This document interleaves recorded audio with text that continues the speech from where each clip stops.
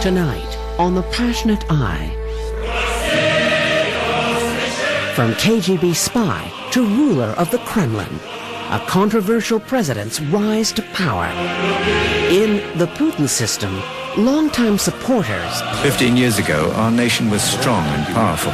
and his harshest critics There is only one key word for KGB mentality. The word is control. give insight into the life and political motivations of Vladimir Putin, a point-of-view documentary that ultimately presents an ominous view of what Putin is willing to do to restore the old Russia of his dreams.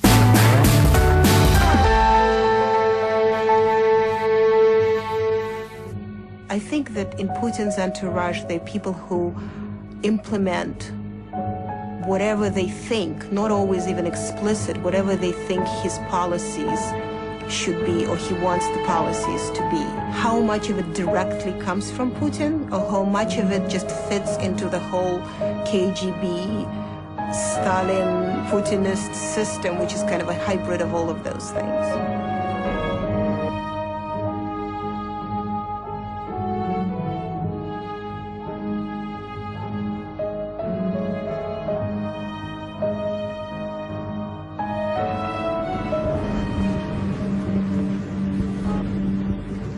One goal is to create great Russia and to be in power in this great Russia. This is the goal which justify all kinds of means, whether it is war in Chechnya, or it's intrigues in Ukraine, or it's manipulating by gas, or it's just putting down all opponents, or it's just control on media, or it's just special relations with Iran, whatever. In March 2000, Vladimir Putin, an obscure ex-KGB man, is elected as president of Russia. What thoughts cross the new president's mind as he climbs these stairs to the throne of the Tsars? Is he thinking of his games on the banks of the Neva in Leningrad, now called St. Petersburg once more? Of when he was king of the gang, in the communal apartment block where his family shared 2 rooms? Is he picturing the heroes of his youth like Yuri Gagarin, sensing the presence of the Tsars, whose shadows linger within these walls? Or is his mind fixed on the mission he has set himself? To save Russia, whatever the cost, from the chaos left by his predecessor, Boris Yeltsin.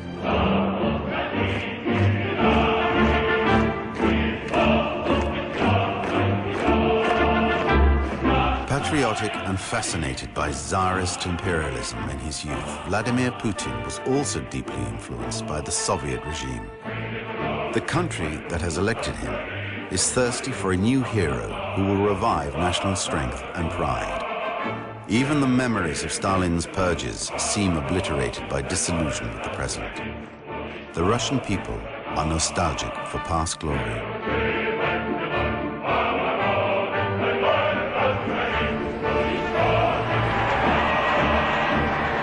The first key to Vladimir Putin's future destiny is his early passion for the secret services. As a boy, he spends hours at the local cinema watching a Stalinist classic, The Heroic Deeds of a Secret Agent. Single-handed, the hero changes the destiny of a whole nation. Особый талант, особое чутье, особый нос, особые глаза и злость. Надо очень любить свою родину. Сентиментальность. At the age of 16, Vladimir Putin knocks on the door of the KGB headquarters in St. Petersburg and asks to join. He is told that the KGB alone decide who and when they recruit. However, they advise him to study languages and law. Vladimir Putin is 23 and in his 4th year at law school when the organization contacts him.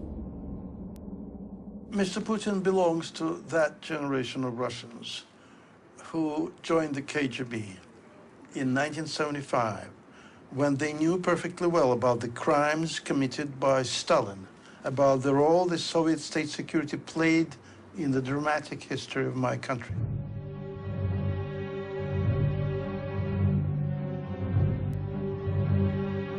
When Putin joins the KGB, The chairman is Yuri Andropov, later to replace Leonid Brezhnev as head of state. The KGB represented the nation's elite for Andropov and helped him rule the country with an iron fist, persecuting political dissidents. But Andropov also knew that if the USSR was to survive, it needed to drastically reorganize its economy. The Soviet leadership realized that they're in a deep structural crisis by beginning of 80s. Andropov understood that they have to prepare some changes because otherwise the country will collapse. That was done secretly. It was not announced to the public. It was done quietly. They worked out the whole policy of perestroika, which later Gorbachev inherited. Today, Putin continues to pay homage to his mentor. Yuri Andropov unknowingly transmitted his vision of the state and his economic objectives to Vladimir Putin, influencing his own politics. The young KGB officer's first post is in St. Petersburg, where, as a minor officer, he is involved in the hunt for dissidents. 10 years later, he is posted to Dresden in East Germany. With the help of the Stasi, the East German Secret Service, his mission is to recruit informers. Inspired by Andropov, he also builds a network of business contacts, which will be very useful in later years. Upgraded to lieutenant colonel, Putin is still in Germany at the fall of the Berlin Wall. The world around him collapses. He asks for military support. The Kremlin remains silent. Putin feels that he and his country have been betrayed. He has no other choice than to return to St. Petersburg. It is probably at this moment that his vision for the future of the country is born. Appointed as a reserve officer at the University of St. Petersburg, Putin encounters his former law professor, Anatoly Sobchak, an ally of Boris Yeltsin, the Democrat reformer. At that time, General Oleg Kalugin is the head of the KGB in St. Petersburg, in command of 3,000 officers. When Kalugin later criticizes Putin's war in Chechnya, Putin accuses him of treason. He is forced to leave Russia. Sobchak, the man who was one of the earlier Russian reformers, said, Oleg, I'm looking for some guy from the KGB in St. Petersburg who I could rely on. Could you offer me some name, someone? Because listen, I do not know the organization, and I know I could not be the mayor of the city without having some friends or some kind of a relationship inside.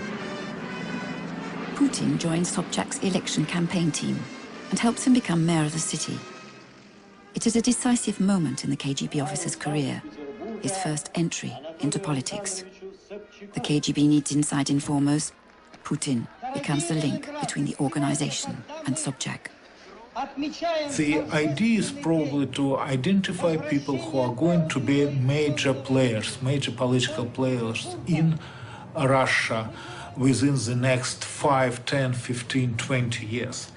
And to put enough KGB personnel around those people to secure that when those people will be moved to the next position, those people from KGB are going to be around. And that's how you secure that the system, in this particular case, KGB system, will stay into power. And that's exactly what's happening with Vladimir Putin. Putin feels at home with the KGB strategy of control, discreetly observing and learning, never revealing personal ambitions. Throughout his career, this will be one of the keys to his own system.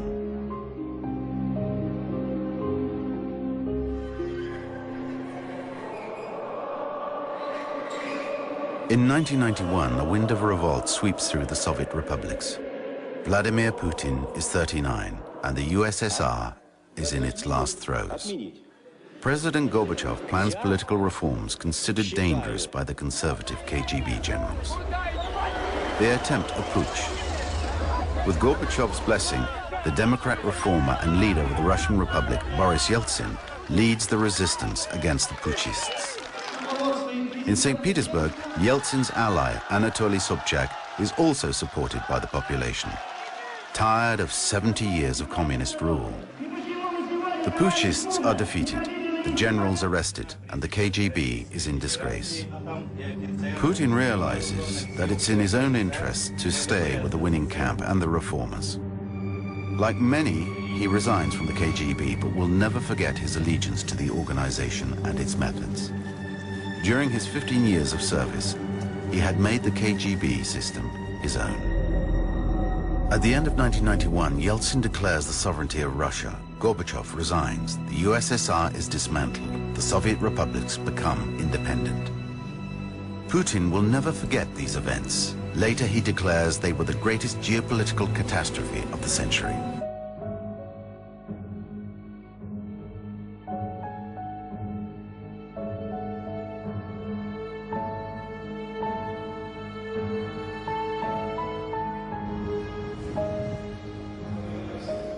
In St. Petersburg, as we know, Putin was put in charge of the foreign relations, and in that capacity he served more a year or so. Later he was picked up by Sobchak as deputy mayor, and his job as deputy mayor was privatization, which was a very lucrative and very area, lots of shadows.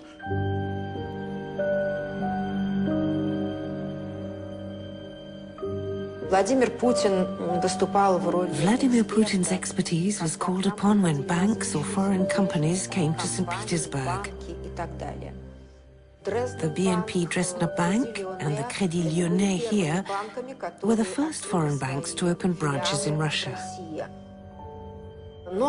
During the terrible winter of 1991, St. Petersburg was on the brink of famine. Most of the humanitarian aid came from Germany, and it was Putin who organized it.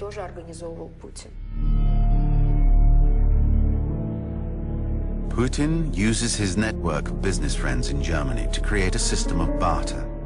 Creating exportation licenses, he organizes the exchange of oil for food. He has perhaps already realized the importance of energy as a tool for power. There was a lot of dirty work going on around this so-called barter. The food was simply sold, and the money went straight into the pockets of officials and the people who'd organized the whole thing. It was an extremely critical moment in Putin's career. He considered the economy as a permanently controllable process. He wanted more and more control all the time. Different scandals mark Putin's term of office as deputy mayor. He works with the port mafia and Spag, a German company accused of cocaine money laundering. He manages the city casinos whose profits disappear into thin air. Gives the oil monopoly of the city to a friend. But times are difficult, and Putin is not the only person to use organized crime networks. Now he is also in charge of law enforcement. He can do as he pleases. He takes his position of authority very seriously.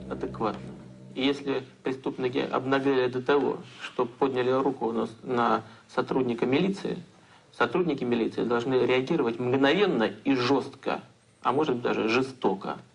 Только так мы можем подавить вот эту наглый вызов обществу, которое делает преступность. Только так. И на каждого убитого сотрудника 10 должно быть преступников положено. Ну, в рамках закона, конечно. It was fascinating to observe Vladimir Putin's metamorphosis, to note how quickly he changed from one thing to the other. From a lieutenant colonel used to obeying orders, he transformed himself with great talent into a man fully capable of taking on enormous amounts of responsibilities. He strategically happened to be in all the right positions, all in the right time. He strategically worked for Sobchak, and in fact, doing the KGB work for Sobchak. I actually think it's a sign of brilliance, the fact that he's such a gray matter, not a sign of his mediocrity. Well established in St. Petersburg, Deputy Mayor Putin chooses ex-KGB officers and young liberals to work at his side. In the meantime, a former member of Sobchak's team, Anatoly Chubais, a brilliant young economist, joins Yeltsin's government in Moscow. As his influence increases, he obtains key jobs for colleagues from St. Petersburg. A few years later, Putin will be the first to benefit. Chubais invents a system of privatization, which makes a clear break with the economic rules of the Soviet regime. Before the fall of the Soviet Union, promising businessmen had been given state assets to manage.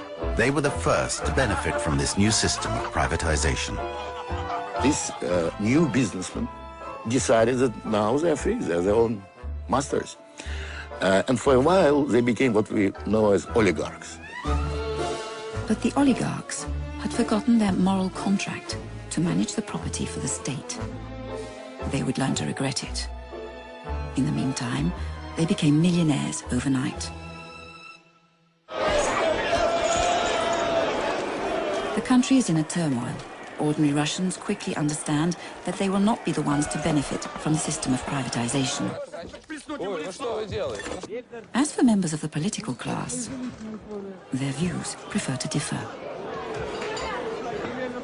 President Yeltsin attempts to modify the constitution and impose his policy of privatization. Russian parliament and the people resist. Yeltsin sends in the tanks. More than 150 people are killed. For the Russians, it's the first step towards the end of their dream for democracy. Observing the events from St. Petersburg, Putin realizes that from now on, in Yeltsin's democracy, the rules are going to be dictated.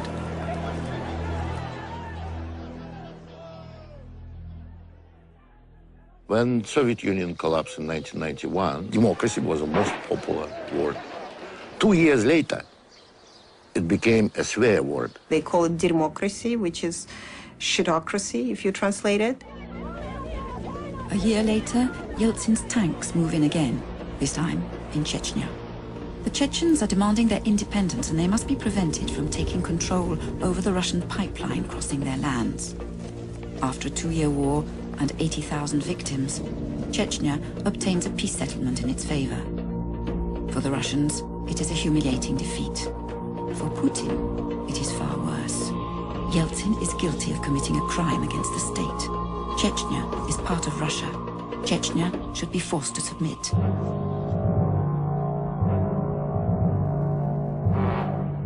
In St. Petersburg, Putin organizes Sobchak's re-election campaign as mayor. Yeltsin has portrayed his democratic obligations, and if Sobchak wins these elections, Yeltsin's old ally could become a serious contender for the presidency. At Yeltsin's request, the oligarchs refused to help Sobchak finance his campaign. In 1996, Yeltsin organized a manhunt against him. He saw in Sobchak an opponent to be removed from the political stage. Sobchak loses the elections, and Putin is outraged by the increasing political power of the oligarchs. Declaring his loyalty to his political benefactor, he refuses to work with the new mayor. His future and that of Russia lie in Moscow. After being a deputy mayor of St. Petersburg and nearly getting himself to jail for his connections with organized crime, he was actually made an official in the presidential administration.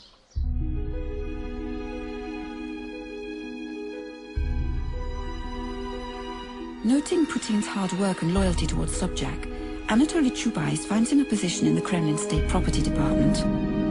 The 1996 presidential elections are only a few weeks off, and Yeltsin's fears are justified.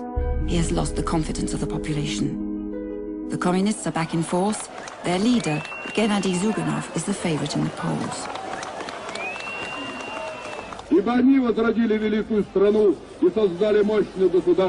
Without politics, you are not able to protect your capital.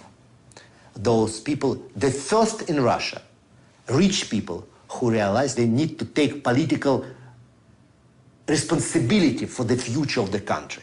Because we already felt that time that reformers, headed by Yeltsin, are not able to stop communists. And it's the reason why we met together to cooperate and to win elections. From inside the Kremlin, Putin watches the oligarchs transform what seemed an inevitable defeat into victory.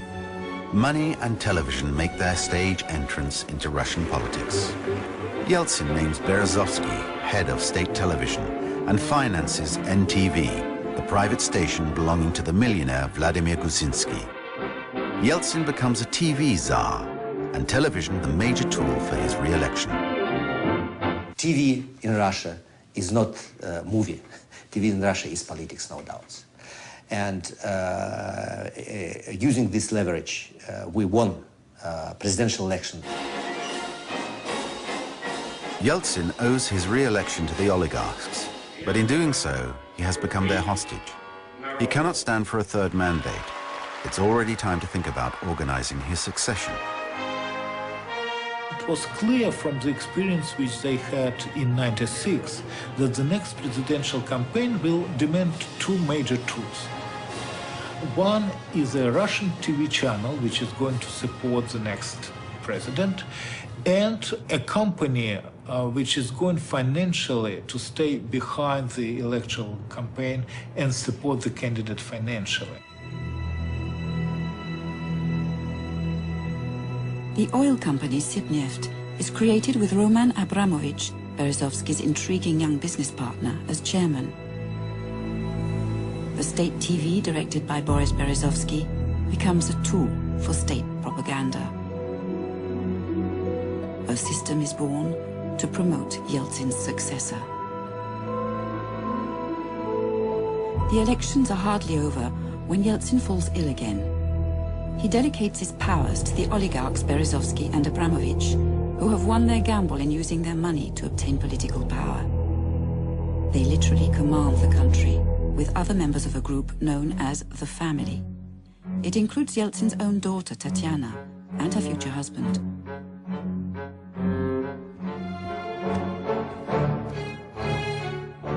The oligarchs are looking for someone young, serious, but unpretentious, who will suit Yeltsin as his successor. Obedient and efficient, Vladimir Putin seems the perfect choice.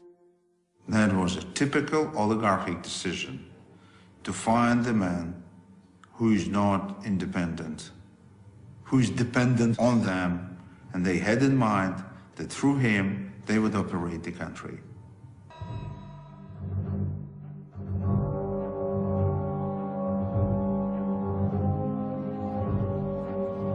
In 1998, the family proposed Putin as head of the FSB, the former KGB.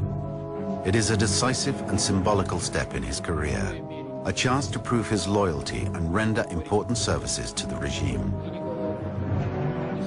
Повторяю, для меня это родные стены,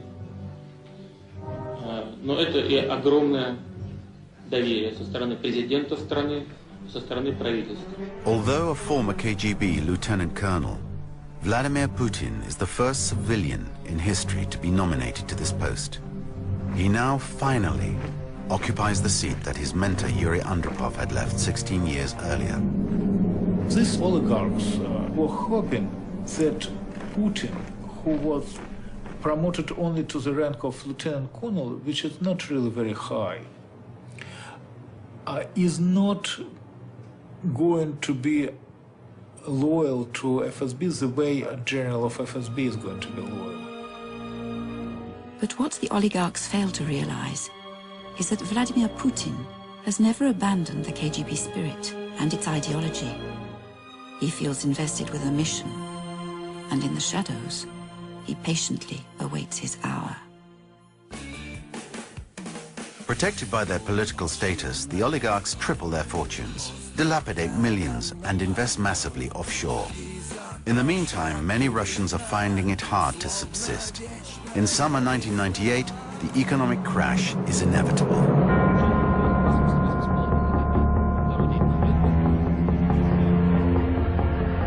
Yeltsin needs a firm hand at the helm to reassure the population. A KGB prime minister appears his best option. The first one, Soviet-style Evgeny Primakov, takes his mission too seriously and declares that he will put a halt to corruption and throw the oligarchs in jail. The population jubilates. Yeltsin and the family feel distinctly worried. Confident in the people's support, Primakov turns a blind eye. He nominates a new general prosecutor, Yuri Skuratov, to assist him.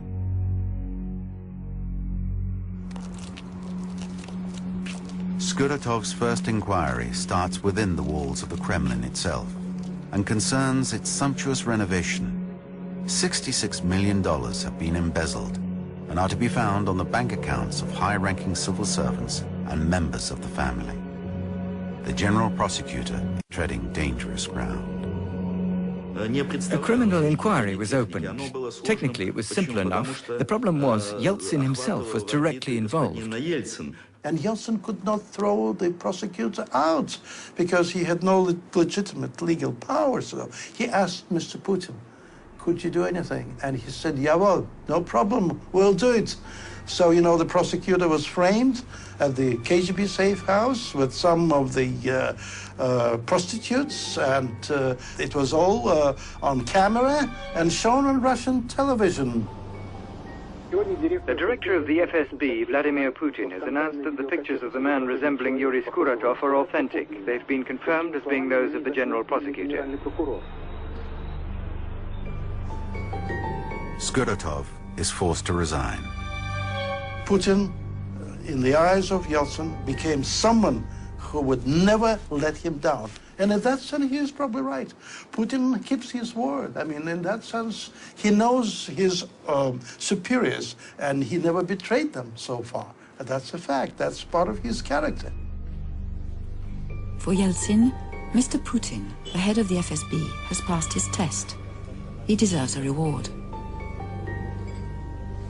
Я решил назвать человека, который, по моему мнению, способен консолидировать общество. Владимир Владимирович Putin. Putin's nomination as Prime Minister in August 1999 confirms that he has been approved of by the whole family, but he's still unknown to the population. No one knew him. Everyone was asking, who is this Putin man? Do you remember that question? Who is Mr. Putin? So he had to show who he was. And that's when we had the explosions in the Moscow apartment blocks. In 3 weeks, explosions in several Russian towns kill 300 people. The government immediately accuses the Chechen rebels. But when another explosion is nipped in the bud and 2 terrorists are arrested, the Kremlin surprisingly orders the police to stop inquiries. Journalists discover what could well become a state affair. The terrorists in question are in fact members of the FSB.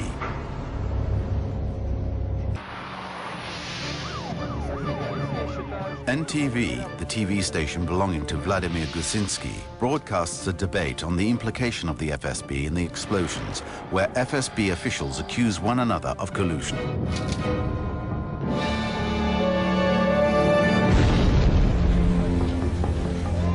The public still finds this hard to believe. But journalists are pursuing their investigations, and as Prime Minister, Putin realizes that there is no time to be lost. He must create a diversion.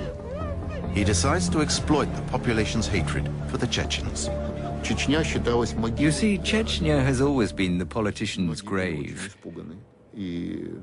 A lot of people were afraid and thought Putin should keep his distance. But he was determined. To general surprise, it played in his favor. Трудно назвать этих людей людьми. Их даже зверями назвать нельзя. Если это звери, то бешеные. The middle class became angry. Putin reacted in the same way. This is when he started to build his image, saying, I'm a man like you. I'm the head of state, but I'm the same as you. Мы будем преследовать террористов везде. В аэропорту. Значит, вы уж меня извините, в туалете поймаем, и в сортире их замочим, в конце концов. Все, вопрос закрыт окончательно. It's at this moment that Putin really becomes Putin. He acquires his own language, freedom of expression, and complicity with the Russian people. He's no longer afraid of his public. For the last 3 centuries, many Russians and their leaders have resented the Chechen bandits, as they call them. The Chechens have always refused to submit to Russian dominance. Stalin deported them by thousands. Yeltsin's peace treaty is felt as a humiliation, and for the population, the recent explosions are a provocation. Their Prime Minister, Vladimir Putin, is entirely justified in declaring a new war. Berezovsky asks Sergei Doryenko, the star journalist of his TV station, to put his political news magazine at the service of Vladimir Putin. He often asked me in private to provoke a situation. For example, when I suggested that our army attacked Chechnya, he said, "Say it on the air." I said, "I was going to anyway, you say it." He answered, "No, I want you to say it for me. We'll see how people react." So what he was doing was using me to get the feel of public opinion. On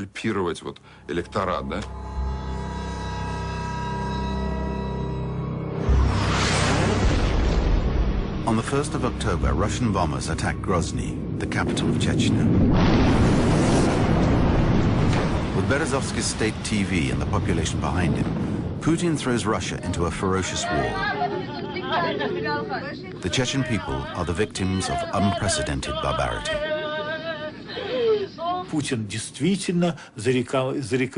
Putin showed that he was capable of making a firm political stand and of taking difficult political decisions. He showed that he was the ideal military leader for the country.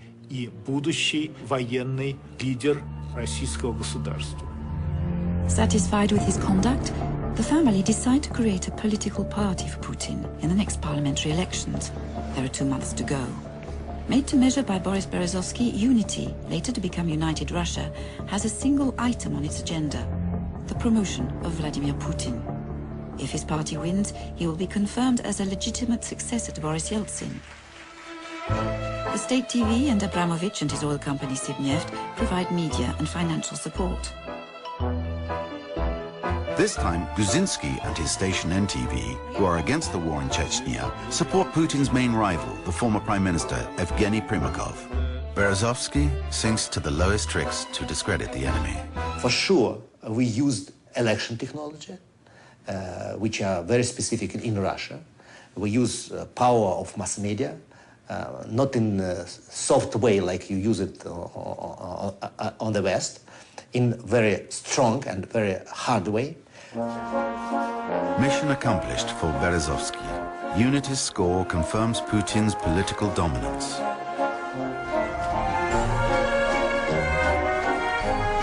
Everyone gets ready for the New Year's Eve festivities, unaware that behind the Kremlin walls, Yeltsin and his Prime Minister, Vladimir Putin, are preparing the final act to the strategy of these last months. On the 31st of December, Yeltsin summons Putin to his office, gives him the nuclear attaché case, and names him president by interim until the presidential elections. For his part of the deal, Putin offers Yeltsin and his family total immunity and a large pension for life. A way for Yeltsin to avoid destitution and legal pursuit for his crimes against the state. What Yeltsin probably didn't realize is that Putin is loyal to his mission and not towards the men he has served. For him, Yeltsin is guilty of dismantling the Soviet Union, of losing the first war in Chechnya, and of leading Russia towards auto-destruction. It was essential to remove him from power, once and for all. Сегодня я в последний раз обращаюсь к вам как президент России. Я ухожу. On New Year's Eve, crowds pressed to the Bolshoi Theatre in Moscow to catch a glimpse of Yeltsin's chosen successor. In vain. The presidential box remains empty. Putin has lost no time in publicly showing his priorities. He and his wife have left the city the same evening to join the troops on the Chechen front. In front of the television cameras, he offers the soldiers 200 daggers, especially engraved for the occasion. A symbolic present for the men who are fighting the Chechen guerrilla.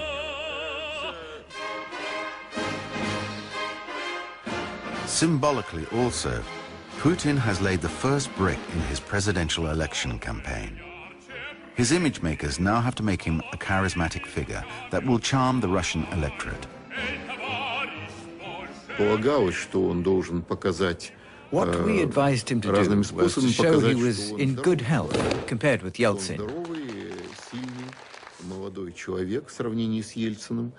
We advised him to show he could pilot a fighter plane or go down in a submarine.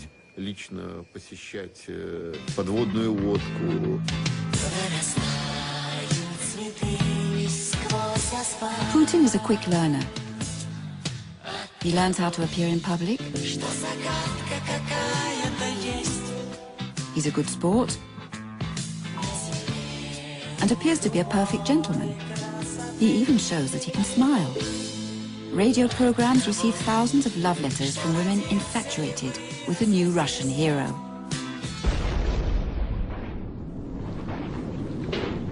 While Putin takes part in village fetes, the violence of the Chechen War, an important element in his campaign, intensifies.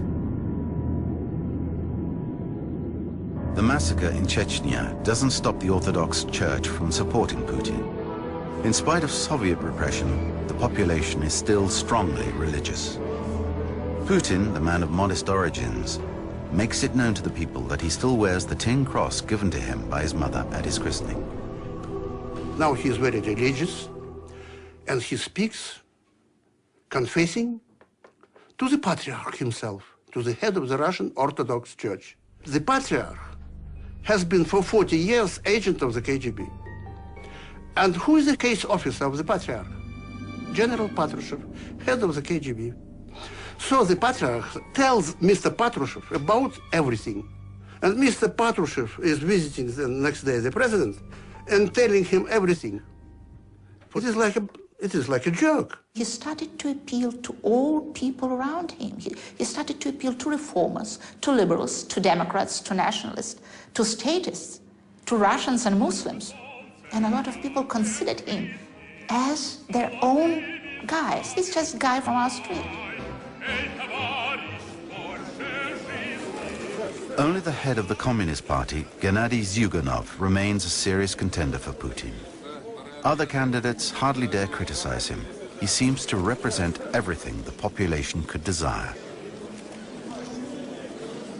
To further convince electors, Putin presents his manifesto, entitled Russia on the Brink of the Third Millennium. He promises to make the country autonomous and respected in the world. Not only the Russian electorate, but also the West discover Russia's new face, or so they think. Putin's manifesto, with which he introduced himself to the Russian electorate as a presidential candidate, rather than just, you know, the hero of the Chechen crackdown, was a stunning document. It was broadly liberal. It had a vision of a Russian institutional evolution that made it quite possible to think of Putin as a westernizer. These elections are all but a remake of the 1996 poll. But if Zyuganov had his chances against the ailing Yeltsin, this time he has lost before he starts. Putin graciously uses him as a sparring partner to guarantee his own victory. It was a very good joke at that time. A fox asks the crow, "Are you going to vote for Putin?" The crow keeps silent because it knows, open the mouth, the cheese will drop. Well, tell me, are you going to vote for Putin or not? Say yes or no. Yes, said the crow, and cheese dropped down. Fox ran away with it, and a very sad crow sits on the top of a tree and muses. Suppose I would have said no. Would it change anything? That was typical Russian attitude at that time. What is the choice? Either it will be a communist leader, Zyuganov, or it will be a KGB colonel. I mean, is that the choice? Is that a real election?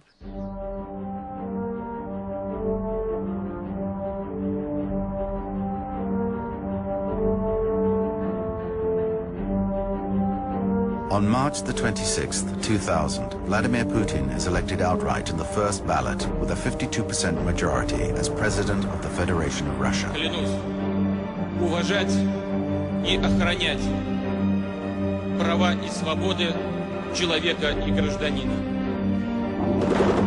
Соблюдать и защищать Конституцию Российской Федерации. Защищать суверенитет.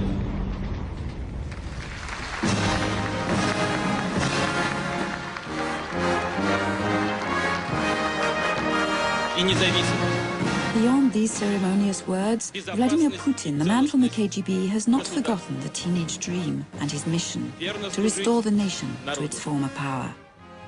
His goals are to develop the strategic resources for the state: oil, gas, the media, other industries, to restore military power and revive the sense of national pride and identity.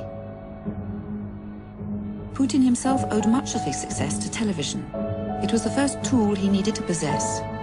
The oligarchs who owned the media had monopolized political power and vandalized the state. They had taken him for a puppet. Now the tables have turned. Yeltsin has been evinced. It is their turn to pay for their crimes.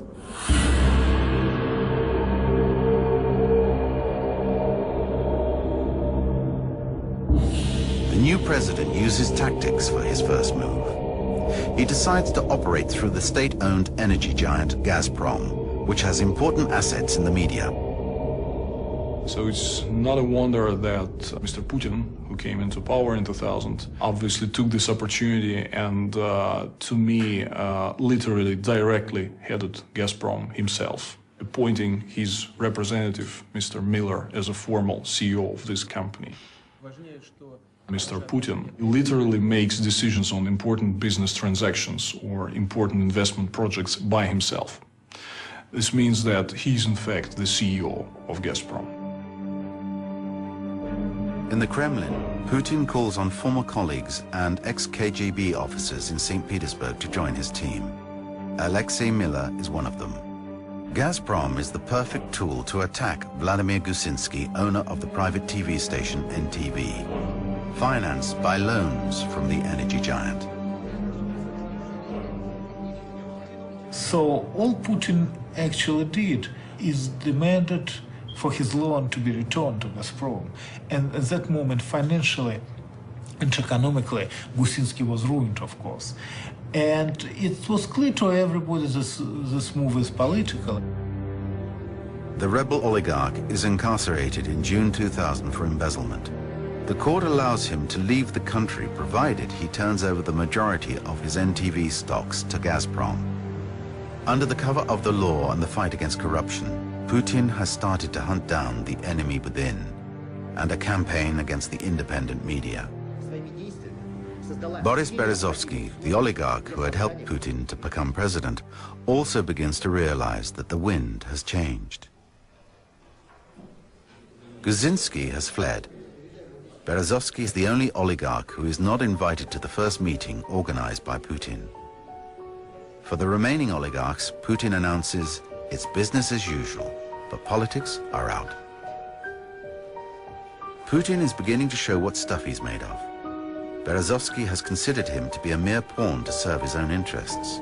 And for Putin, humiliation is a powerful incentive for cold and calculated revenge. Berezovsky's fate is strangely linked to an event that jeopardizes Vladimir Putin's own political career.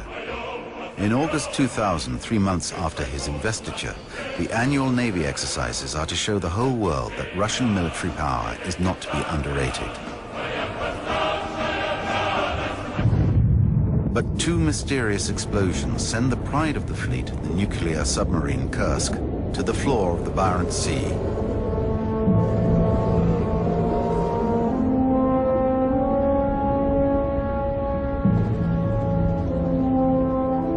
Putin refuses assistance from abroad and remains silent for several days. The 118 submariners on board perish in the depths. The Russian people are angry. The press accuses Putin of contempt for the families. Berezovsky, who still imagines he's the master of the situation, jumps at the opportunity to publicly denounce the president's incompetence. After the Kursk case, Putin definitely decides to take TV channel from Berezovsky, and that's when the open conflict between Berezovsky and Putin started. Like his colleague, Kuczynski, Berezovsky is accused of embezzlement and flees the country to avoid jail. Berezovsky wanted to be the boss. Only because of Berezovsky's immense ambitions, he was out. He had to be out. Another oligarch who was out, Mr. Kuczynski, he also wanted to be the boss and rule Russia through the television. They misunderstood that there only and always is only one boss in the Kremlin. Putin's idea of democracy does not allow for criticism of authority. 1 year after his arrival in power, Gazprom finalizes the takeover of NTV. Early one morning, armed men invade the television studios. When they arrive, the journalists discover that a team from the Kremlin has replaced them. Putin gives one warning, but if unheeded, he is pitiless.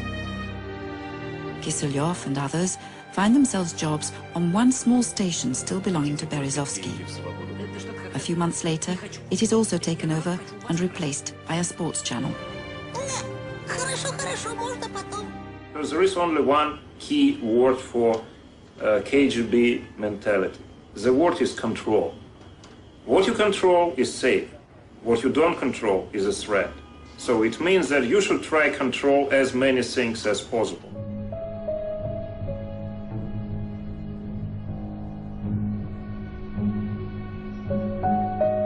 A few days after the election as president, he went to the Dzerzhinsky Club. It is a big theater. There were 800 officers. And Mr. Putin went to the front of the stage. Группа сотрудников ФСБ, направленные вами в командировку для работы под прикрытием правительства, на первом этапе со своими задачами справляется. Mr. Putin realized it is his card to use, the KGB as man of the KGB. Such a huge support. Remember I told you, I'm your man. During the Cold War, the hunt for Western spies was one of the principal activities of the KGB. Putin immediately shows the West, and in particular the United States, that the secret services, now called the FSB, are back. Edmund Pope, a former intelligence officer of the US Navy, is arrested and tried for spying. They had to make an example, and boom, here comes this time, so they grab me and use me as an example. Several of the FSB officers at the prison point blank told me the reason I was there was strictly a political event. They wanted to make a very, very clear break from the Yeltsin administration. Our country, like any police state, needs two enemies. An enemy within and an enemy without. If there are no enemies, the system cannot survive. It's just like the Soviet Union.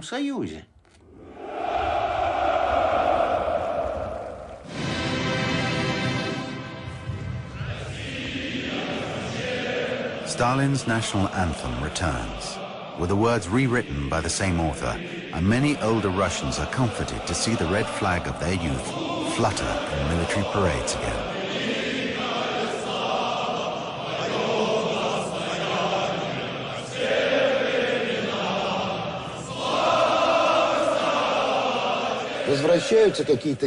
There's a marked return of symbols like the former national anthem. Putin wants to revive the ideology that we're a great country, a great nation, respected throughout the world, feared even, that we're of vital importance.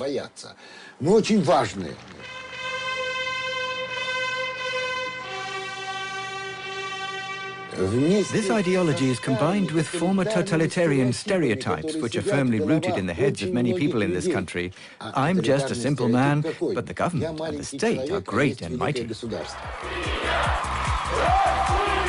It is easy to rekindle the nostalgia of the older generation, but the young have no memories. Putin's political advisors create a youth movement called Nashi. 1 year after his election, 10,000 young people gather on the Red Square to celebrate the anniversary. In 2002, they are 20,000. In 2004, 50,000. And in 2007, 100,000. 15 years ago, our nation was strong and powerful. If we're not careful, our people may disappear from the face of the earth.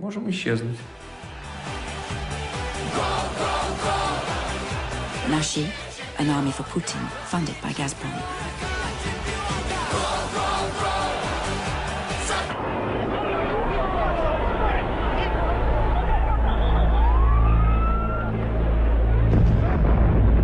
(9/11, 2001). Putin is the first head of state to contact George W. Bush. This gesture brings him into the international limelight. Россия не понаслышке знает, что такое террор. И поэтому мы лучше всего понимаем чувства американского народа. Обращаясь от имени России к народу Соединенных Штатов, хочу сказать, что мы с вами. Obviously, he was sympathetic, and I assume sincerely so. But it is also in the interest of the Kremlin and of Putin to ally himself with the United States and to make whoever is the opponent of Russia be viewed as a terrorist by the Americans. Of course, this friendship gave the time for the Putinist Russia to build a new military weaponry and new force, again threatening, as they announce, threatening the world, to get eyes kept off Russian atrocities, even the level of genocide in Chechnya, because Russia is needed for something other. Since 9/11, the Cold War has become past history. Russia and the USA are on their honeymoon. George Bush has been invited to Moscow to sign a treaty on the reduction of their nuclear arsenals that neither country has any intention of respecting. The real reason for their meeting is quite different. The two presidents signed no less than 67 agreements on oil and gas. Shortly afterwards, Vladimir Putin declares, whoever controls the production, the distribution, and the price of oil controls power in today's world. With emotion, George W. Bush declares, when I looked deep into the eyes of Vladimir Putin, I could see a fellow soul.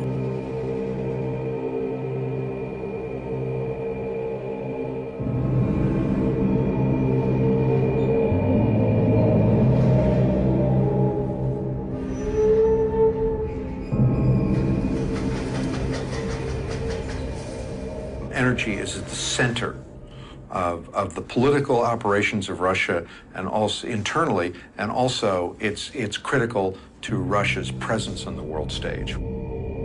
If you use that as opposed to ideology as the foundation for your increased position in the world, Russia is going to return to a significantly prominent position in the global affairs. American multinationals see Putin's expansionism with a grim eye. They construct two pipelines bypassing Russia, from Baku in Azerbaijan to Ceyhan. The honeymoon between the USA and Russia is over. The first shots have been fired in the new energy war. And pipelines are different than just general commercial agreements. Pipelines hardwire relationships. They represent an enormous investment of billions of dollars, and they create a link between countries That's really very different than almost any other kind of commercial arrangement. The Yukos oil tycoon, Mikhail Khodorkovsky, understood this link long before Putin's arrival on the scene. At the fall of the Soviet Union, he and other oligarchs had associated themselves with Western companies, exploiting Russian oil fields to make personal fortunes. Khodorkovsky plans to clinch further deals with the US. He has also ignored Putin's warning to keep out of politics. Putin's reaction is as to be expected. Like Gusinsky and Berezovsky before him, Khodorkovsky is arrested for tax evasion. He's sentenced to 8 years in Siberia. His companies are taken over by Gazprom with support from Western banks invited to open branches in St. Petersburg when a certain Vladimir Putin was deputy mayor. Through the Yukos-Khodorkovsky affair, Putin makes it clear to the West that his new weapon is energy, and nothing will stop him from using it to rebuild Russia's greatness.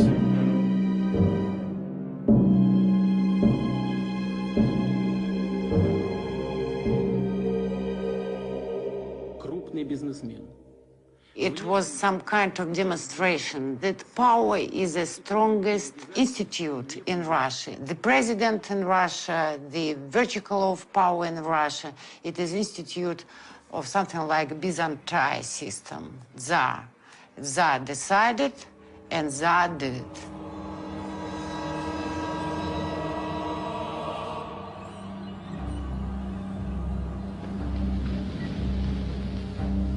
When Putin next summons the oligarchs, no one evokes the subject which is uppermost in their minds, the fate of Khodorkovsky. If anyone dares contradict the president, they know they are out for good.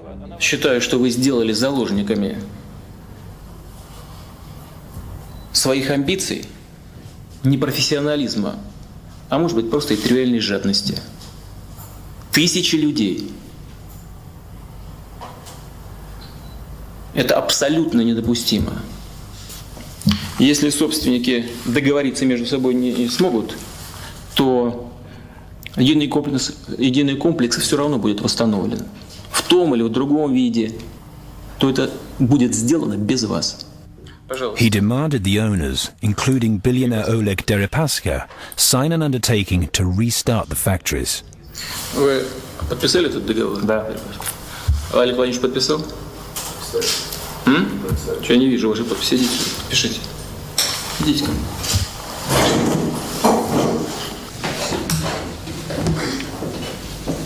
Да, договор.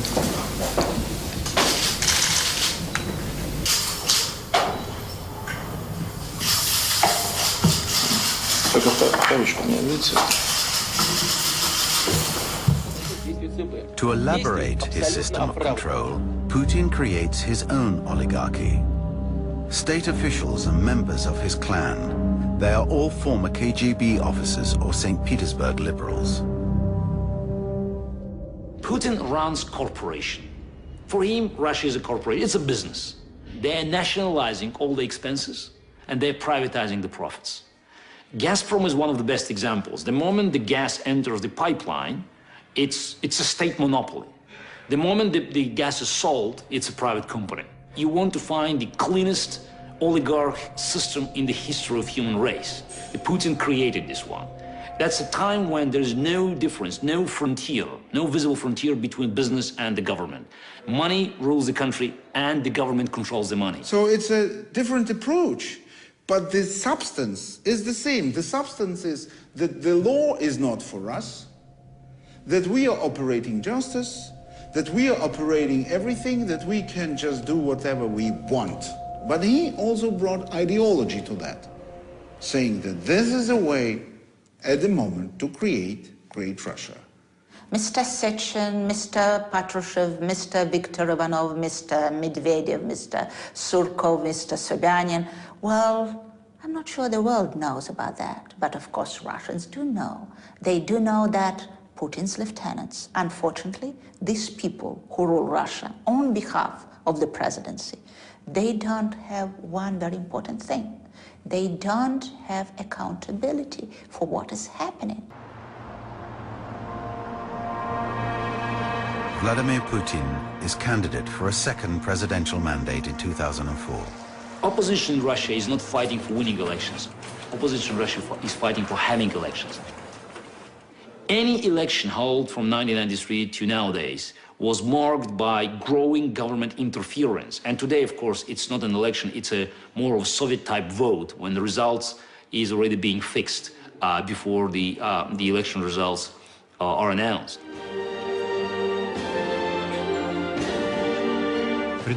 In March 2004, Putin wins the elections with an outright majority of 71%. He has 4 more years to consolidate his policies. He presides over what has become a single-party system. His party, renamed Russia United, receives its orders from the Kremlin. Opposition parties have no power. Political debate has ceased to exist.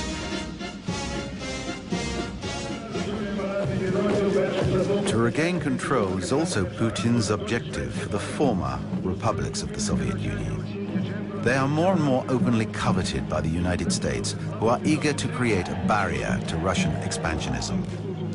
Ukraine, symbolically and strategically the most important of these countries, is at the crossroads for the transit of Russian oil and gas to Europe.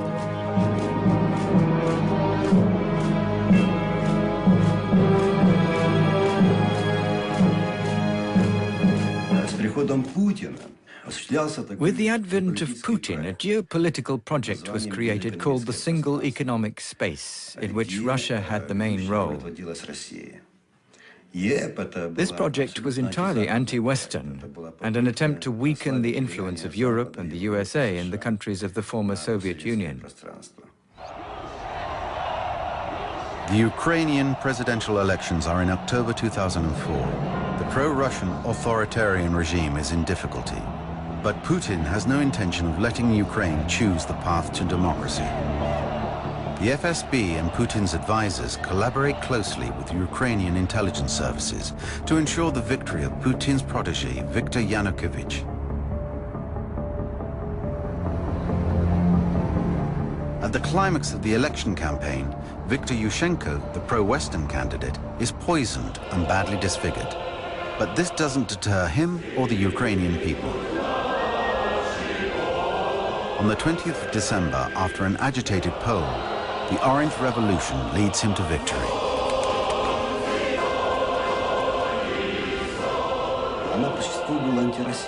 This was an anti-Russian revolution, an anti-imperialist revolution against the Kremlin Empire. It was the most terrible failure of his whole political career.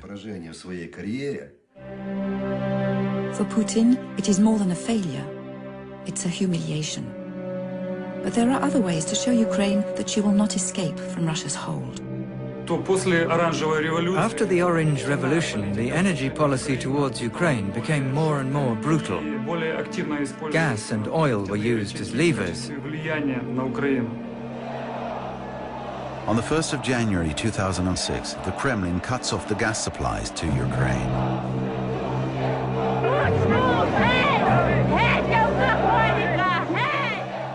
This action was from the beginning intended to show the Ukraine and Europe how powerful Russia is in terms of its influence with regard to gas supplies. But the Kremlin's blackmail has only just begun. Parliamentary elections are coming up, and Russia continues its intimidation by stopping the importation of Ukrainian goods. Putin's message is clear. The pro-Russian Yanukovych must become prime minister. If the Ukrainians vote for his party, everything will return to normal. Today, the deed is done. Yanukovych is prime minister, and Ukraine is moving away from Europe and NATO. In Ukraine, Putin demonstrates his capacity to use any means to transform a failure into victory. I think that today Putin feels completely at ease. He simply has a feeling of superiority. In my opinion, this feeling is totally justified. Here is a timeline of some of the events that have led to the current situation. November 21st, Yanukovych announces abandonment of a trade agreement with the EU, seeking closer ties with Moscow. November 30th, public support grows for pro-EU anti-government protesters as images of them bloodied by police crackdown spread online and in the media. January 16th, anti-protest laws are passed and quickly condemned as draconian. February 23rd, Ukraine's parliament assigns presidential powers to its new speaker, Oleksandr Turchinov, an ally of Tymoshenko. Pro-Russian protesters rally in Crimea against the new Kiev administration. February 26th, Crimean Tatars supporting the new Kiev administration clash with pro-Russia protesters in the region. March 1st, Russian upper house of the parliament approves a request by Putin to use military power in Ukraine. March 2nd, a convoy of hundreds of Russian troops heads towards the regional capital of Crimea. Arseniy Yatsenyuk, Ukraine's new prime minister, accuses Russia of declaring war on his country. March 4th, in his first public reaction to the crisis in Ukraine, Putin says his country reserves the right to use all means to protect its citizens in eastern Ukraine. March 6th, Crimea's parliament votes unanimously in favor of joining Russia. Hours later, the city council of Sevastopol in Crimea announces joining Russia immediately. March 12th, Obama meets with Yatsenyuk at the White House in a show of support for the new Ukrainian government. March 15th, UN Security Council members vote overwhelmingly in support of a draft resolution condemning an upcoming referendum on the future of Crimea as illegal. Russia vetoed the action and China abstained. March 16th, Crimea's referendum goes ahead, with official results stating that at least 95% of voters support union with Russia. March 17th, the US and Europe put asset freezes and visa bans on individuals involved in the Crimean breakaway. March 18th, Putin signs treaty absorbing Crimea into Russia, the first time the Kremlin expands the country's borders since World War II. March 19th, pro-Russian activists, apparently Crimean self-defense forces, overtake Sevastopol base without using violence. March 21st, Russia backs off from tit-for-tat sanctions after US targets Putin's inner circle and EU adds 12 names to sanctions list. Ukraine says it will never accept loss of Crimea while Moscow signs a bill to formally annex the peninsula. April 6th, pro-Russian activists seize control of government buildings in the eastern cities of Donetsk, Luhansk and Kharkiv, calling for a referendum on independence. Ukraine authorities regain control of Kharkiv buildings on April 8th after launching an anti-terror operation. May 25th, Petro Poroshenko wins the Ukrainian presidential runoff, but reports indicate that access to voting was blocked or heavily impeded in many rebel-held areas of eastern Ukraine. June 7th, Poroshenko is sworn in as Ukraine's president, calling on pro-Russian separatists to lay down arms and end the fighting. On the same day, Biden announces $48 million in U.S. assistance to Ukraine. June 10th, Poroshenko orders humanitarian corridors be created as fighting continues in eastern Ukraine. Meanwhile, clashes in Kramatorsk, Slavyansk and Luhansk leave about 40 people dead. June 11th, the Ukrainian government rejects a gas deal from Russia that would have included a discount of $100 per 1,000 cubic meters. June 27th, Poroshenko signs an EU association agreement, 8 months after protests over the abandonment of the agreement began. August 26th, Ukraine says its troops have captured a group of Russian military servicemen who had crossed the border into eastern Ukraine. Russian and Ukrainian presidents meet in Minsk face-to-face for the first time since June. August 31st, Ukraine hands over a group of captured Russian paratroopers and Russia returns 63 Ukrainian soldiers. Meanwhile, pro-Russian separatists attack a Ukrainian naval vessel in the Azov Sea by firing artillery from the shore. September 15th, Ukraine's president offers parts of the country's separatist East limited self-rule for 3 years under the terms of a peace plan reached with Russia. Добрый день, уважаемые члены Совета Федерации, уважаемые أعضاء مجلس الاتحاد، أعضاء مجلس الدوما، представители Республики Крым, أعضاء Севастополя, они здесь среди нас. ممثلون من جمهورية القرم ومدينة سيفاستوبول ومواطنو روسيا والقرم وسيفاستوبول.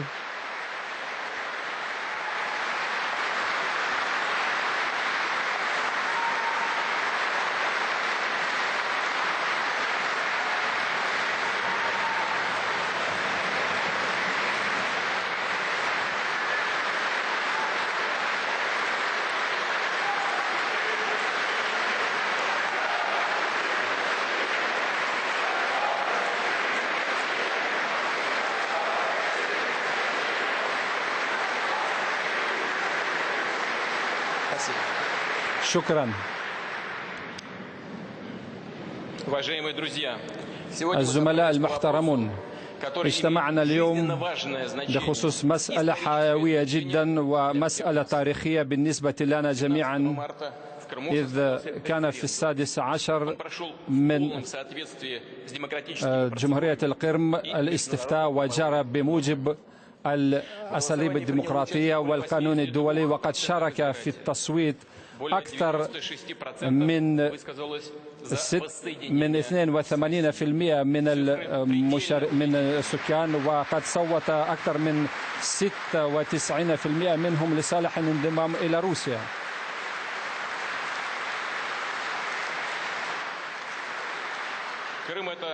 والقرم بالنسبة لنا هي مدينة بلقلاوة وكيرتش وملاخف كورغان وغيرها من الأماكن المقدسة بالنسبة لروسيا، وهي أمجاد وآثار والرموز للمجد القتالي الروسي. والقرم هو تلاحم نادر للثقافات والشعوب المتنوعة، وبهذا هو يشبه روسيا العظمى، ولم يتلاشى فيه أو لم ينقرض فيه أي شعب من الشعوب. Putin is right to be confident. He's the king of the largest gas field in the world. In 2005, Putin signs an agreement with Chancellor Gerhard Schröder for a pipeline under the Baltic Sea linking Russia to Western Europe, making it more dependent on Russian gas. But he doesn't stop there. The same year, he signs a treaty with another friend, Silvio Berlusconi, and the Turkish Prime Minister for the construction of the Blue Stream pipelines serving Central and Southern Europe.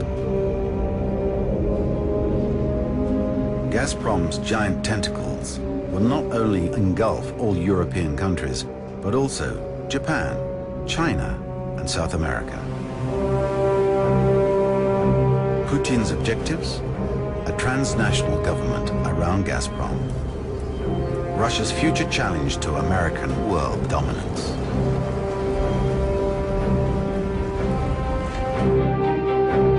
But Gazprom is also oil, uranium, banks, the media, football teams, and its future business temple, an architectural feat in St. Petersburg.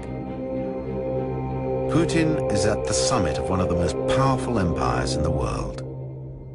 The leaders of countries like France, Germany, the USA, England, Japan, Canada, Italy say to him, my dear friend,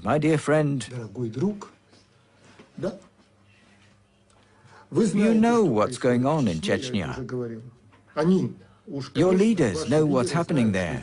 But they say, it doesn't matter, doesn't matter.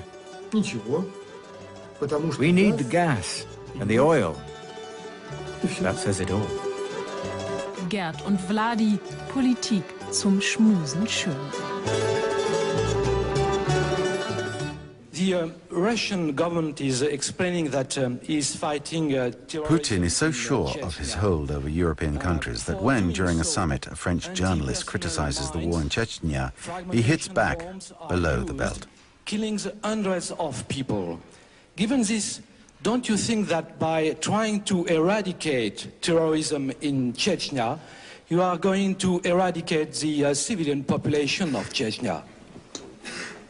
Если вы хотите совсем уж стать исламским радикалом и готовы пойти на то, чтобы сделать себе обрезание, то я вас приглашаю в Москву. У нас многоконфессиональная страна, у нас есть специалисты и по этому вопросу. И я порекомендую ему сделать эту операцию таким образом, чтобы у вас уже больше ничего не выросло.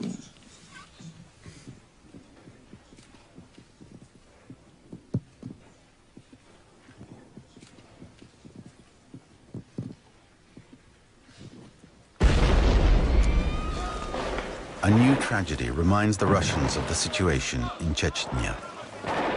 Hostages taken by terrorists are held in a school in Beslan in the northern Caucasus. Russian special forces storm the school. 186 children can be counted among the 344 civilian victims. The Kursk catastrophe in 2000, the hostage-taking in a Moscow theater in 2002, and now Beslan. This is the third major crisis for Vladimir Putin in 4 years. Signs that his governance has serious flaws. Things have to change. On the 31st of January 2005, Putin declares that the war between Russia and Chechnya is over. Russia will no longer be responsible for the atrocities committed in Chechnya. Putin has transformed the conflict into a civil war by nominating Ramzan Kadyrov, the son of the recently assassinated pro-Russian president, as prime minister.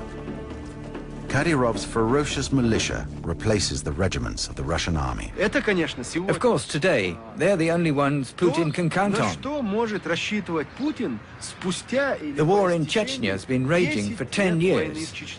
And now it's Ramzan Kadyrov and his criminal murderers who are implementing Putin's policies and his war in Chechnya.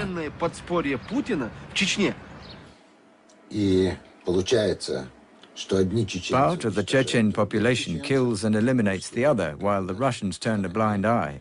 Half the population terrorizes the rest of the population. The majority of the Chechen people lives in fear and a feeling of total injustice. The Kremlin offers a reward of $100,000 for the assassination of the rebel leaders. In 2005, the first, Aslan Maskhadov, former elected president and protagonist for peace, is killed by the Russian special services. In 2006, it is the turn of Shamil Basayev, the fundamentalist leader. The wars in Chechnya have decimated 200,000 inhabitants, 20% of the population. But more insidiously, Putin has destroyed the self-respect and identity of the whole nation. As for Gazprom, a new pipeline will soon be crossing Chechen territory, linking Baku to Central Europe. After Beslan, he was speaking and he said, "We've been working very hard to salvage the remnants of the Soviet Union any way we possibly can." And I was shocked. I mean, I didn't know that that's what we were working on. In fact, I thought we were working on overcoming those remnants, but apparently not. And that's, I mean, that quote says it all in a way. It's that his mission is to salvage the remnants of the Soviet Union any way we can, and that becomes personal. Прежде всего следует признать, и об этом я уже говорил, что крушение Советского Союза было крупнейшей геополитической катастрофой века.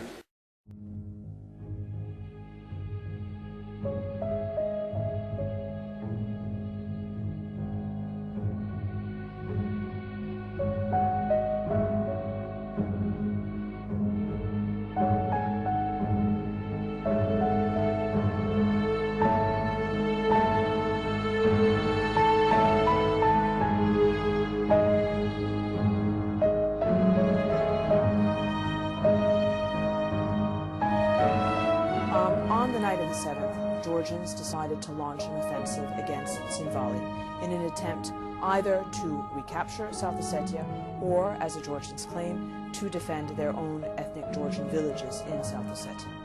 Very quickly, the Russians launched a counteroffensive with a very large number of troops and heavy armament entering into Georgian territory through the Rocky Tunnel.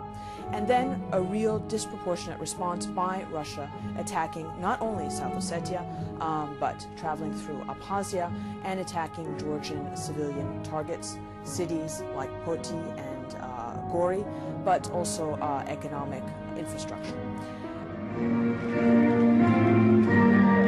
The American Navy has landed in Georgia.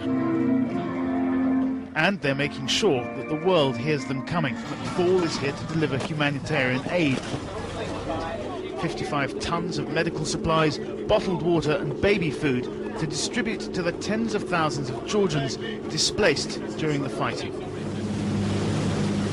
But this is no ordinary freighter, it's a warship. and the symbolism of this show of force is lost on no one. In the next week, this destroyer is going to be joined here off the coast of Georgia by at least another 2 US Navy vessels. Now, an hour up the coast that way are the Russians.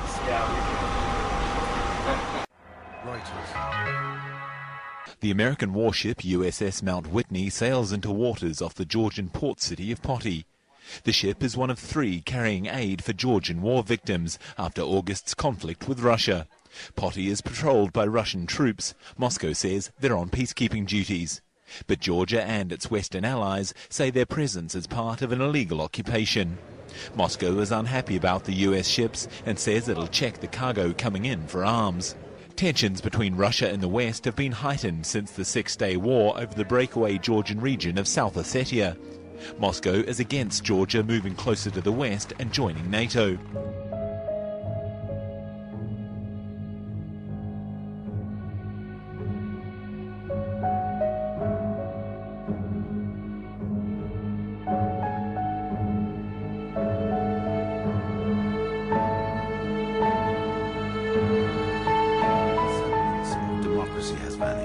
Putin installs an openly authoritarian regime. He personally nominates the regional governors and magistrates, passes a decree reducing the freedom of journalists, another refusing visas to foreigners lacking in respect. The FSB creates groups of civilian informers, and to avoid a replica of the Ukrainian uprising, Putin reduces the possibility for foreign funding of NGOs. Putin knows that when you want to gag the enemy within, you must also gag the enemy without.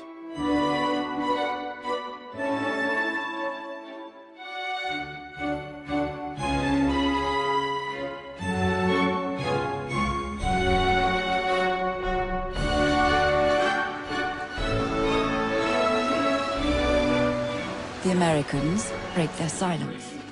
No legitimate interest is served when oil and gas become tools of intimidation or blackmail, either by supply manipulation or attempts to monopolize transportation. And no one can justify actions that undermine the territorial integrity of a neighbor or interfere with democratic movements.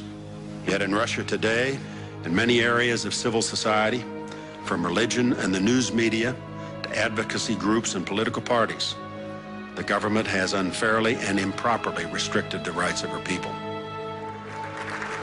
Unlike the Europeans, the Americans take Putin's nationalist and authoritarian offensive very seriously.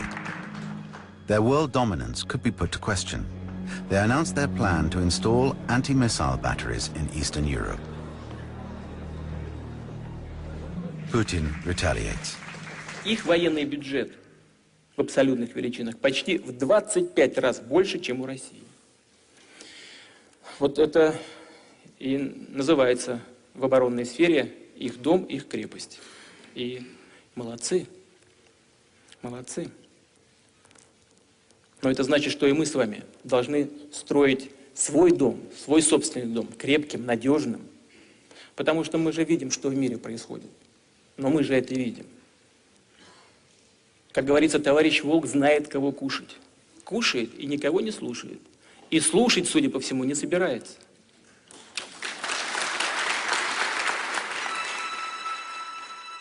Energy is considered to be Russia's new strategic weapon, but its nuclear arsenal has 8,000 more nuclear warheads than the USA.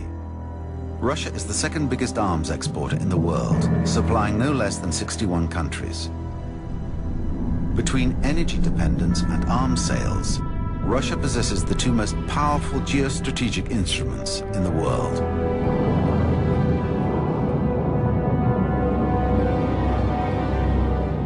И более того, мы развиваем свой ядерный комплекс сдерживания. Как вы знаете, недавно провели испытания новых систем баллистического оружия. В позапрошлом году успешно проведены испытания таких боевых комплексов, которых пока нет, и вряд ли раньше нас появятся на вооружении других стран мира. We could see the world in 5 or 10 years when the Middle East is dominated by Iran. with Russia in background. When Americans are pushed out, humiliated, and kicked.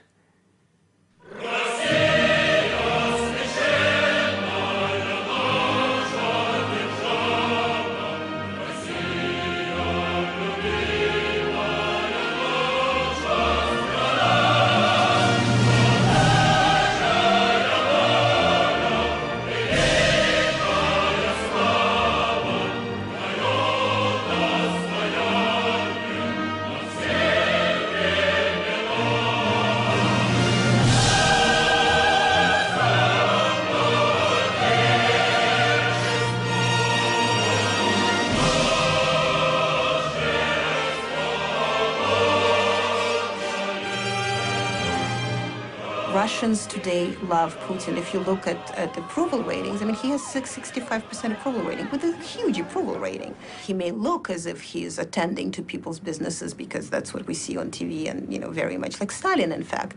We saw Stalin attending to the public and you know, being an expert in everything from, you know, studying of languages to national politics to athletes, whatever. Putin is kind of the same thing. And while in Stalin's case, maybe he needed some sort of arm twisting for people to believe that he was the greatest, in Putin's case, somehow it all happens voluntarily. This popularity is illusion. If you switch on Russian news every night, you will see Putin only with good news, never bad news. It's a joke that if Putin on TV screen, it's a good news. If somebody else, it may be bad news, but never Putin, only good news. He increasing pensions, he increasing salaries, he fighting oligarchs, he speaking with Bush, Schroeder and Merkel. Brezhnev was superstar, Stalin was superstar. In every authoritarian regime, there is only one superstar. He's all man for all people. He's for the past, he's for the future. It's very hard to sort of distinguish all this currents in him that what makes him a great man or a great president for the country that is obsessed with its own greatness and its own image. And, you know, I think Putin is using Khrushchev's car of 1956. It's a sign. I mean, in terms of PR, I said, well, wait a minute. What do you mean? I'm using Khrushchev's car. I'm a descendant of his politics.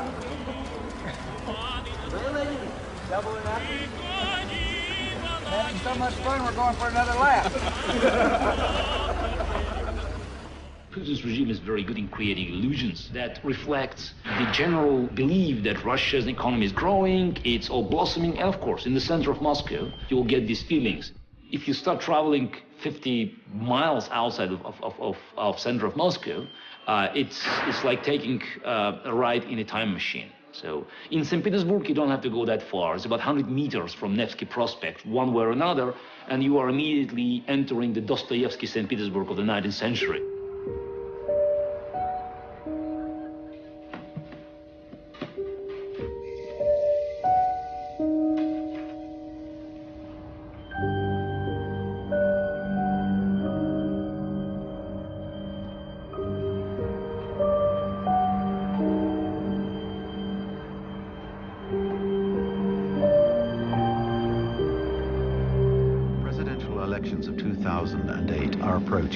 The pervading atmosphere created by the regime incites acts of violence towards its opponents. Disillusioned, one of Putin's former advisors, Marat Gelman, has created an alternative movement where art is the means of expression. His gallery is ransacked.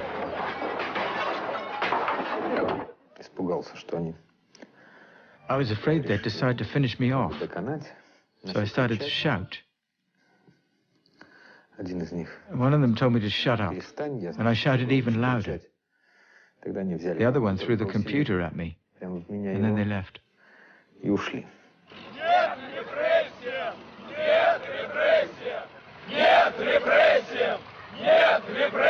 Not all young people have been won over by Putin, like the members of Nashi or the Young Guards, a political movement.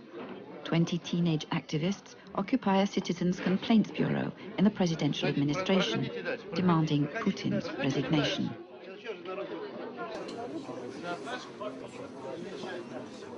Seven, are sentenced to 5 years in jail.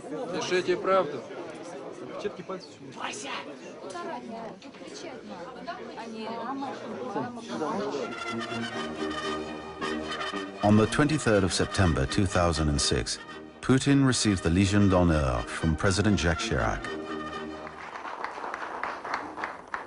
Strangely, only Russian television is permitted to film the event.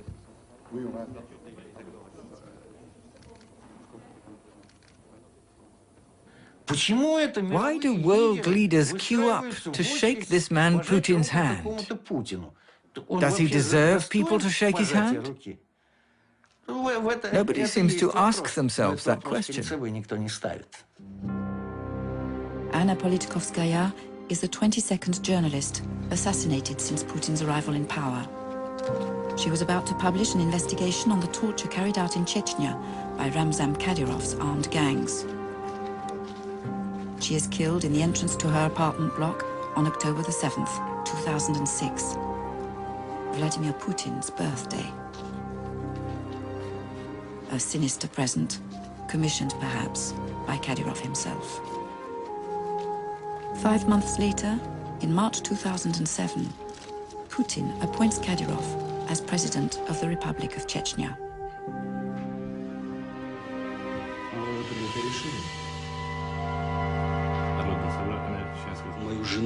Alexander Litvinenko, former officer of the FSB, was also a defender of the Chechen cause.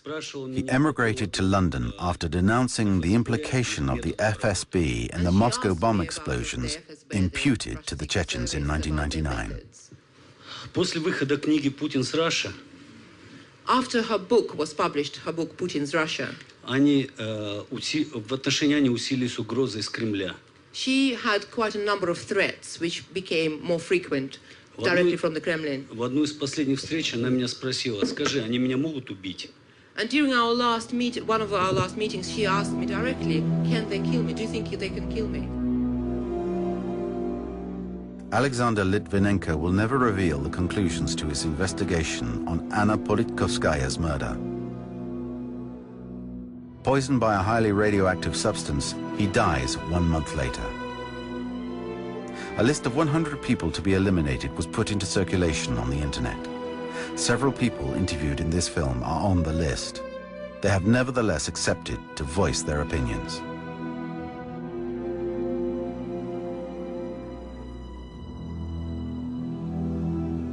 I think, of course, that the choice of the moment for the assassination of Litvinenko, like that of Politkovskaya, were extremely linked with the presidential campaign of 2008.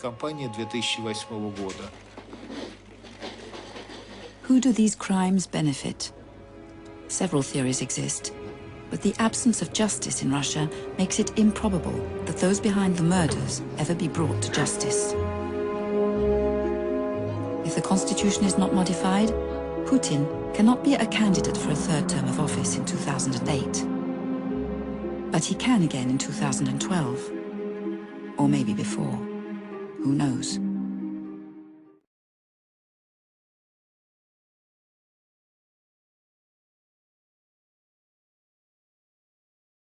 Putin supports Dmitry Medvedev, and now Medvedev supports Putin. As far as Dmitry Medvedev's candidacy, I can tell you that I've known him for over 17 years. And all that time, we have worked closely together, and I completely support his candidacy.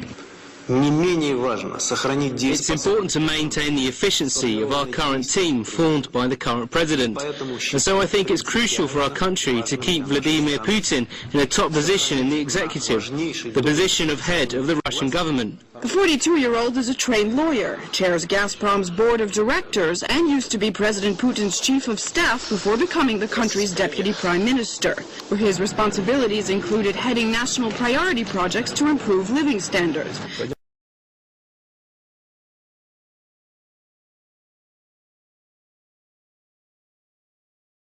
ثم يظهر البطل الثاني فيرد الجميل. أرى أنه سيكون من الصواب أن يدعم المؤتمر ترشيح فلاديمير بوتين لمنصب رئيس الدولة في الانتخابات الرئاسية المقبلة. ثم يعود البطل الأول فيضع الأمور في نصابها ويحل العقدة على الأقل ل6 سنوات قادمة.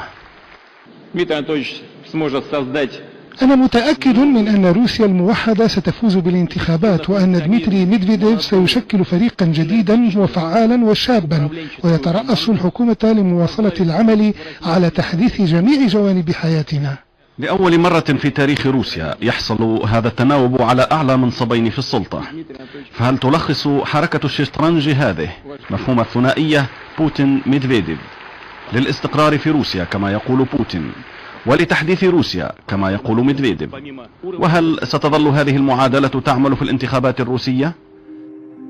Putin has been smart enough to organize a new configuration of power, creating several clans or groups, apparently understanding that if he has only one group to rely upon, he'll be done with. He'll lose his independence, and he can only survive.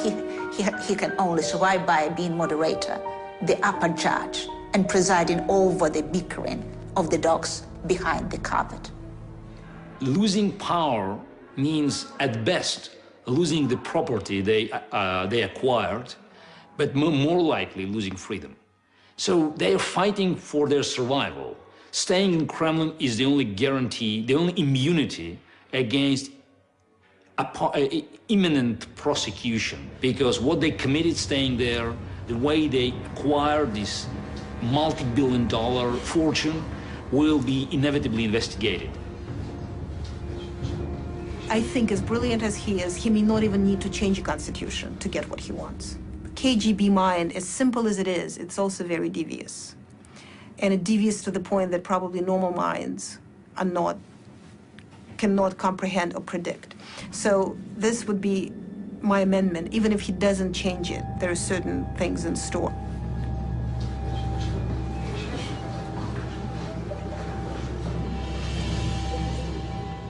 So the day you would finalize your movie, the things can change dramatically. And the main forecast for Russia is unpredictability, because Russia is in transition, is a very unstable authoritarian system, and everything can happen.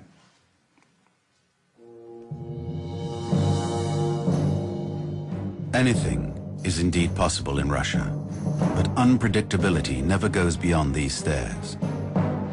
Within the secrecy of the Kremlin walls, the leader and his cabal control the state, the economy, and the destiny of the people. Vladimir Putin has succeeded in his mission. He has established the vertical of power, stabilized the economy, and made Russia an important player on the world stage again. The former KGB is more powerful than ever before in history. But what choice do the Russian people really have?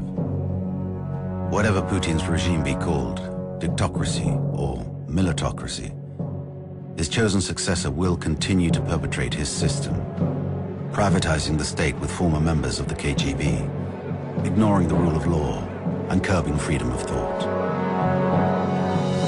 As for Russia's economic and diplomatic confrontation with the United States, its impact on the redivision of the world will concern not only the Russian people, but also the future of us all.